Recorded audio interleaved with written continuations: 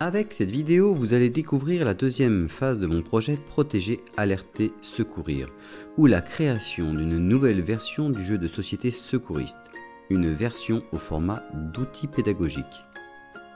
Cet outil de fabrication française est rangé dans une mallette de transport qui comprend un guide pédagogique de 224 pages, 55 maxi-cartes pédagogiques illustrées et une clé USB. Chaque outil est numéroté et référencé par Protéger, Alerter, Secourir. Cette numérotation unique permet d'assurer le suivi et de proposer des contenus supplémentaires ainsi que des mises à jour réglementaires. L'outil pédagogique secouriste est 100% dédié aux enseignants, aux formateurs et aux animateurs. Premièrement, il peut être utilisé comme support par un formateur de secourisme pendant sa formation pour animer un rappel pédagogique, aborder une nouvelle séquence, expliciter son action à la suite d'une démonstration, faire ressortir les points clés, les idées forces et contribuer à l'évaluation des savoirs. Ensuite, il peut être utilisé par l'enseignant ou l'animateur pour développer les séquences autour d'apprendre à porter secours, planifier l'enseignement apprendre à porter secours en suivant une proposition de déroulé pédagogique et évaluer la séquence apprendre à porter secours. Avec cet outil, vous pouvez aussi travailler les mesures de prévention au travers des ateliers sur le mécanisme d'apparition du dommage. Enfin, cet outil pédagogique est à la portée de toute personne qui souhaite jouer un rôle dans cette éducation. Les ateliers, au nombre de 21, reprennent toujours la même présentation sur une page complète du guide. Pour chacun d'eux, vous découvrirez son titre, son numéro et sa durée, les compétences travaillées, l'âge minimum recommandé, les objectifs pédagogiques, l'organisation pédagogique, son déroulement et ses consignes. Je vous y présente aussi le rôle de l'animateur, les variantes possibles pour chaque atelier, ainsi que les méthodes de correction et d'évaluation. Permettez-moi de vous donner un exemple avec l'atelier numéro 2 intitulé « Le nom des cartes de la famille ». Avec cet atelier, les apprenants doivent reconnaître la séquence, ranger les 8 cartes dans l'ordre et donner un titre court à chaque carte. Vous pouvez donc organiser en simultané cet atelier avec les autres familles de 8 cartes proposées dans cet outil.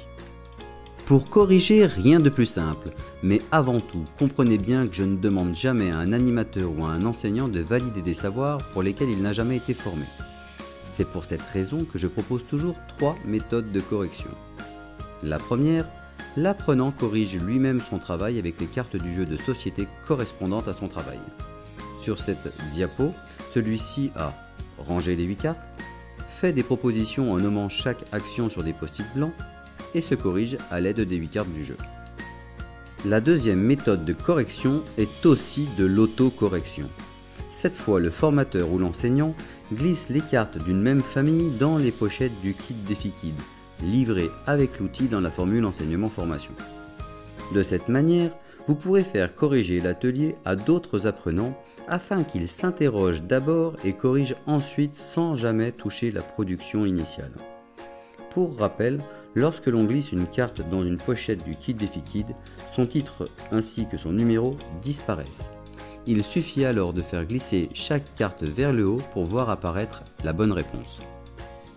La troisième et dernière méthode de correction est réalisée grâce au guide pédagogique où toutes les séquences sont représentées et chaque carte détaillée. Le guide devient donc l'outil permettant de superviser, de faciliter, voire de corriger les ateliers effectués. Après le temps de la découverte et celui de l'apprentissage vient celui de l'évaluation individuelle.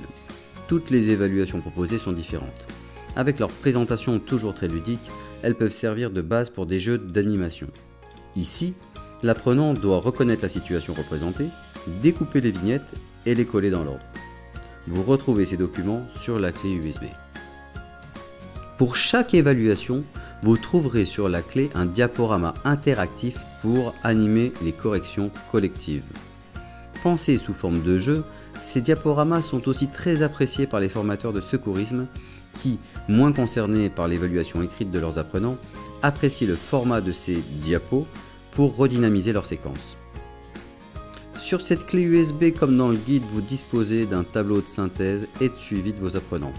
Vous n'avez plus qu'à inscrire leur nom pour suivre leur progression.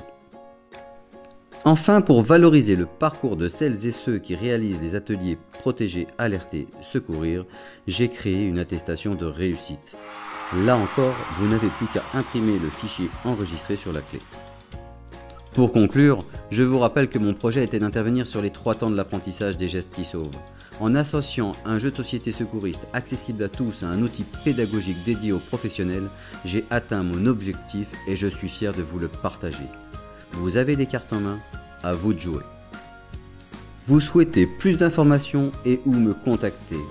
Flashez le code que vous voyez à l'écran ou retrouvez-moi sur www.protéger-alerter-secourir.fr et je vous assure que toutes vos questions trouveront une réponse. Alors je vous dis à bientôt.